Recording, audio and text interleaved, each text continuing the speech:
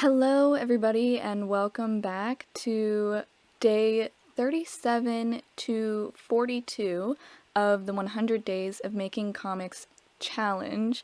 So, as I said in my last video, I am going to be changing up the upload schedule, the way that I make these videos, and so this is the beginning of that.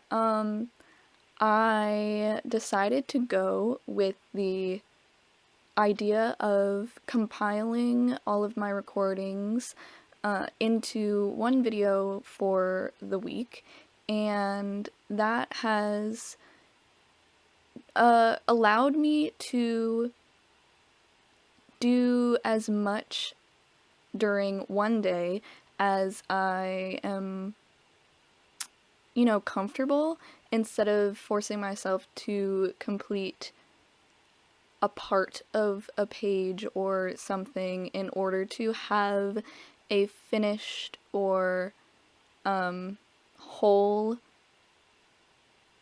narrative when it comes to the speed drawing, I guess, because obviously I can't do a whole page in a day, but before I used to just do, the entire sketching of a page or the entire inking of a page, and that took me much longer, and it required much more commitment during the day, much more time commitment for it, and consumed much more energy. Like, I could do it, but having to do it every day was exhausting. So, here we are, doing the first video of the new kind of schedule. Hopefully you like it. So what you're seeing right now is day 37 and 38. I didn't record day 37 because I thought I was just gonna do like a little bit before I started recording, and then it turns out that 2 hours later I hadn't even pressed play, and I was like, it's fine. I didn't really do like most of the page.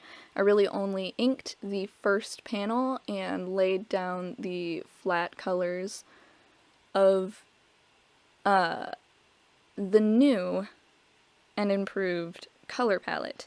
I reevaluated the color palette that I had before, and I'm pretty sure I mentioned this in another video, but I don't like it. I didn't like how the other one was, and it was specifically because I didn't like the red tones. So I changed the pinks into yellowy browns, and I changed, I took out the blue.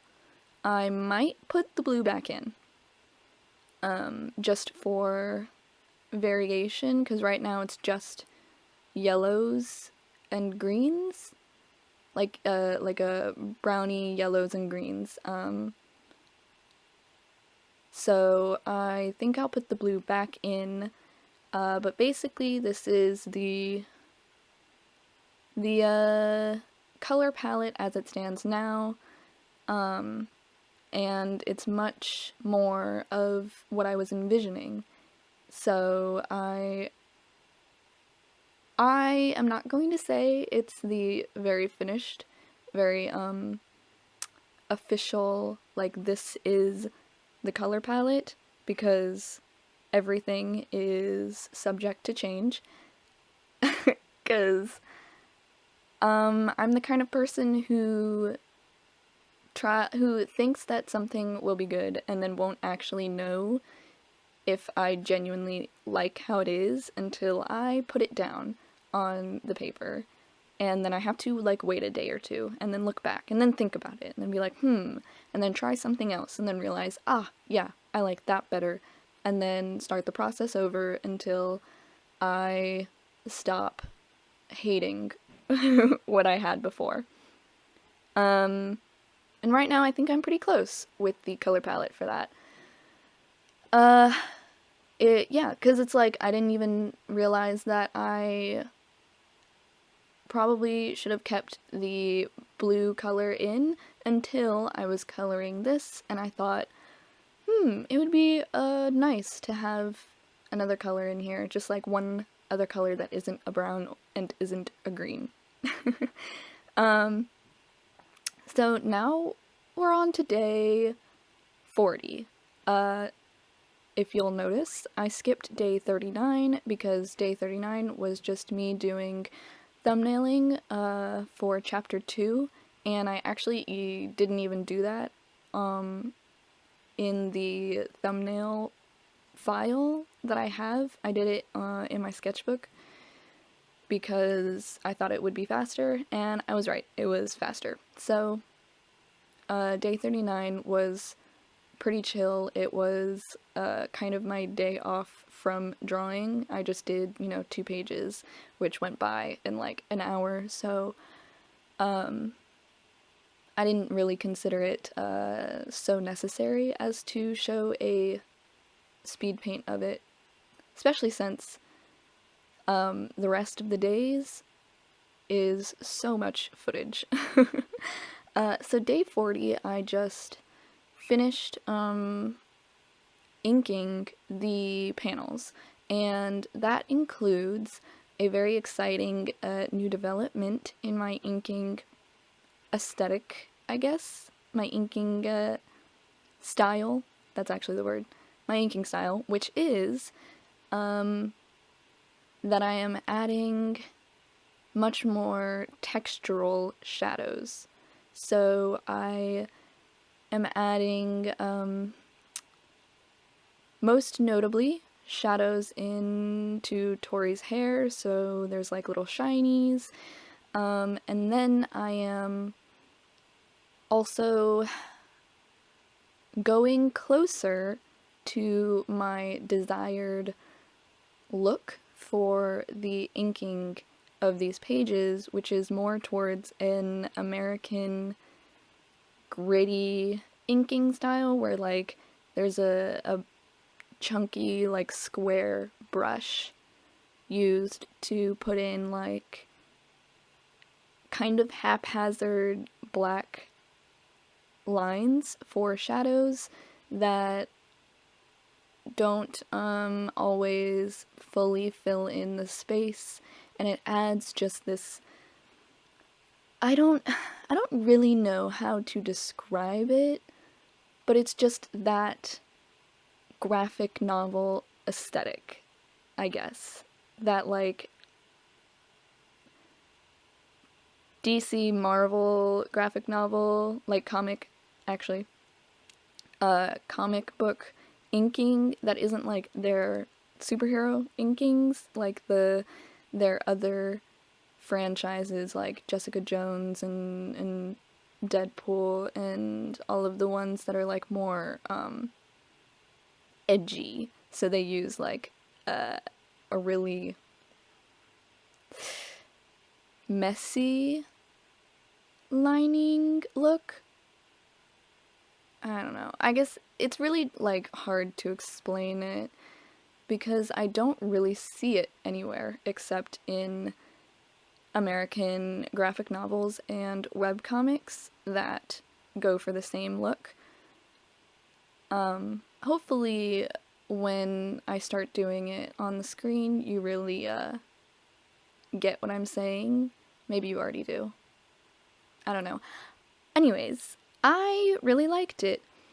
I used a different brush than my inking brush. This one is like a rough brush from a pack. I can't remember what the pack is called, but if anyone's curious, you can just comment and I'll dig into my program files and, respond with it. But it really, really, worked well with the texture profile that I wanted. It's so hard to explain.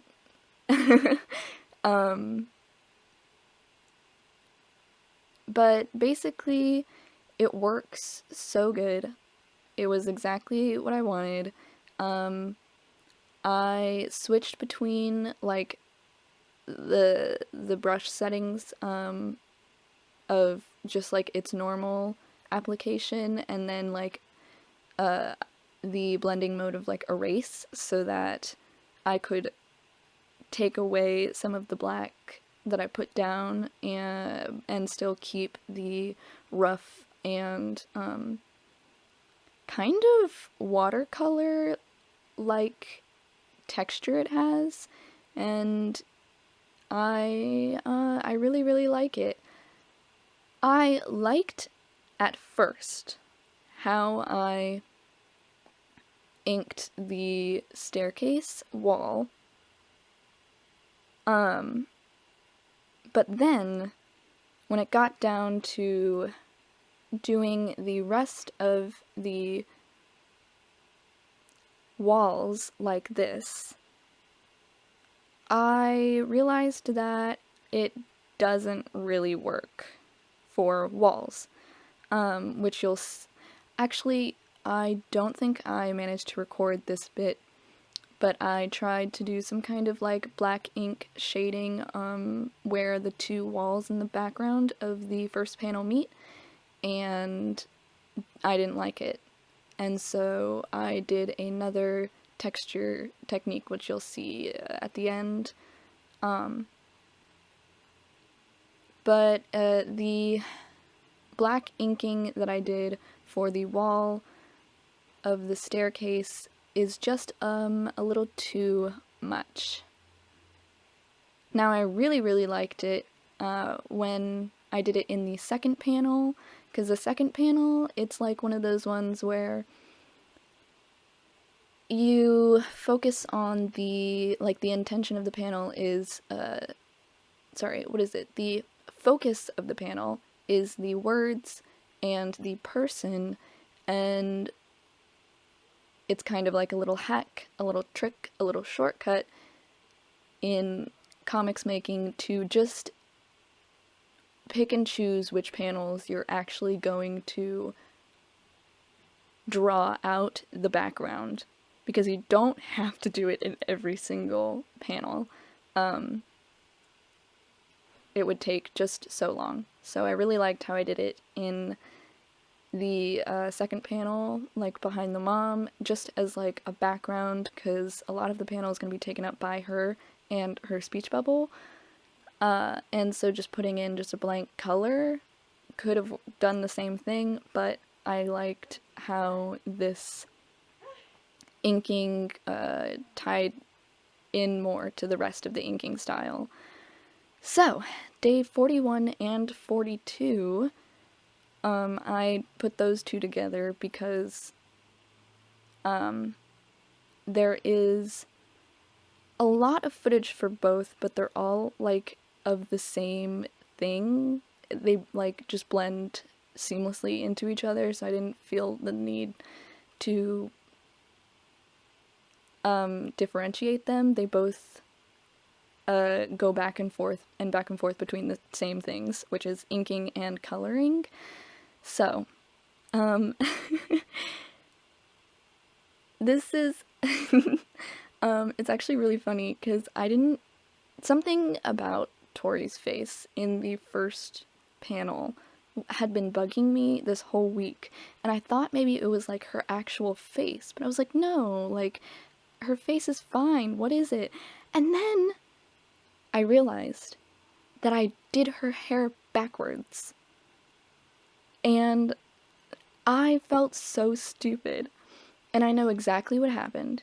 When I was sketching, I thought, okay, I know how to do her hair from like a specific angle, like from her facing the left is how I've been drawing her the most. So I was like, I can do her hair like that pretty well. So she's facing the opposite direction as she's usually been facing when I've been drawing her. So I'm like, okay, so if I just flip the canvas so she's facing my left side, then I can do her hair pretty well. And I did, except the problem was that I did it as if it was not flipped. And so when I flipped back, her hair was backwards and parted on the wrong side. So I had to fix that. And I felt so dumb. And I also then had to figure out how her hair shinies worked. So I had to go back and forth between the first panel and the second panel to make it at least feel like the same bits of hair. Because obviously she's facing different directions in both panels, and she's not even in the same, like, place in both panels, so they don't have to be exactly the same when it comes to, like, inking her hair, but it does have to feel like the same hair. So that was kind of the tricky bit. And the thing is that when her hair is, like, colored, the way that her hair is inked kind of doesn't really matter, because it's like the contrast is lowered, as you see. So then most of day 42, though, was shading, figuring out the layer mode and opacity and exact color that I was going to use for the shading. Because in the back of my mind, I was like, I could shade. But I didn't really think that it was, like, necessary. And then I looked at the page, and all of it's just flat colors, and I thought this would really be better with shadows. So I did shadows for Tori, and I started just a little bit on the mom, but that was where I stopped because I got sidetracked with figuring out the way I was going to texture just, like, giant swaths of blank walls, because that was something that I knew I needed to address at some point. I knew it was going to be something that I had to figure out, because the one thing that always made me dislike my pages is that when they were in houses or buildings and stuff like that, there's always gonna be, like, some form of just big wall behind them. And so I was like, I need to make this not look like just a flat color with a line through it, because everything else was just steadily becoming more and more defined because of my new inking style for, like, shadows and stuff. And so I used these two watercolor brushes. I thought maybe just doing the first watercolor brush, which was like a flat, like, streaky brush, would do it, but then I thought that it was too much texture compared to the lines of the floor and the door and the staircase and all of that, so then I changed to, like, a watercolor blender, and I definitely like this a lot.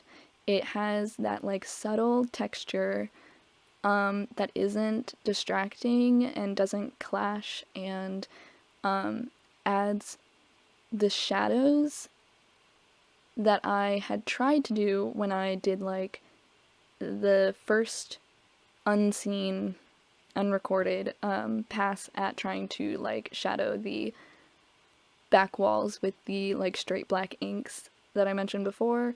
I didn't like it. It was too contrasty. And so this really works out great.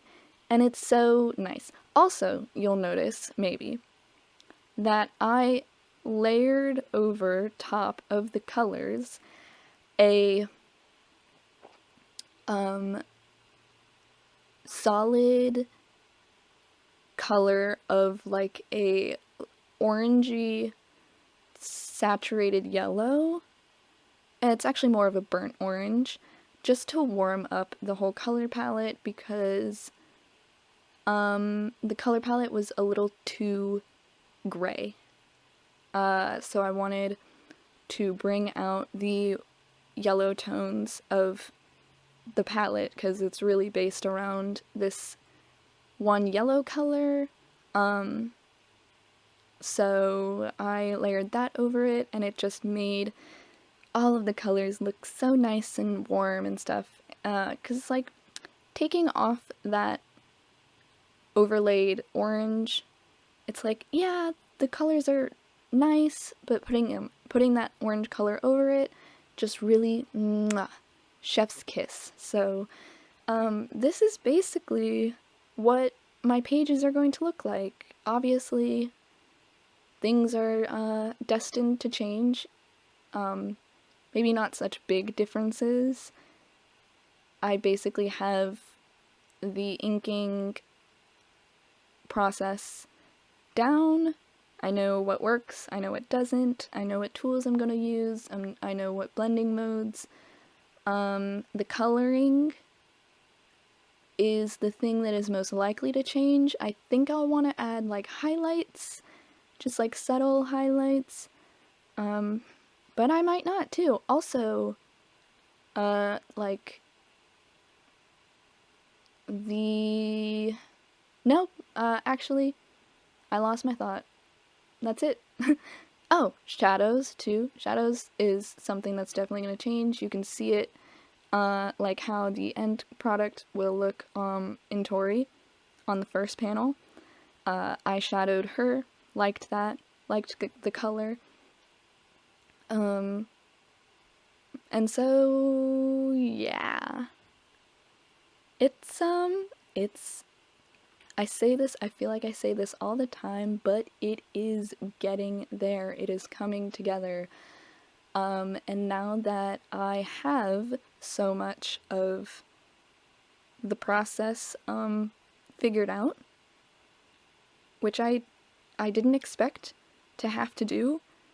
I thought I did that already, but nope.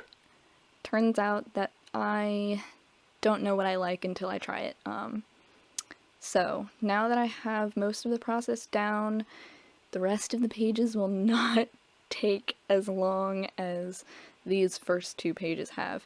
I haven't even touched the first page in like a week and a half, because I was just doing so many new things on the second page. I was like, I'm not gonna waste any time on this, because it's very likely that in a day or two I'm gonna realize that I actually don't like this certain thing that I changed on the first page, and then have to redo it, because I had already had to redo the entire line art and colors of the first page once, so I did not want to have to do it again and again and again. So yes, that is my week. Thank you so much for watching. Hopefully this new schedule is pretty good. I know that some people were a little sad to see the almost everyday upload schedule go, but this is working so much better for me. Puts a lot less stress on me, and also has me doing a lot less things every day, which means I can work and spend more time on pages. So, all in all, I think it's going pretty good. And we are also almost at the end of quarter 2. That is crazy. I feel like this quarter went by so fast, even though every quarter is exactly the same amount of days. So look forward to another, probably its own video of goal updates on day 51. So yeah, this is a very long video, and I am actually going to end it now. Thank you so much for watching. I hope you enjoyed. You can follow me on Twitter and Instagram at _monista_. Subscribe if you want. I make videos just like this, basically. only like this, except I am going to start doing other videos unrelated to the 100 days. So look out for those. And I will see you later. Thank you so much for watching.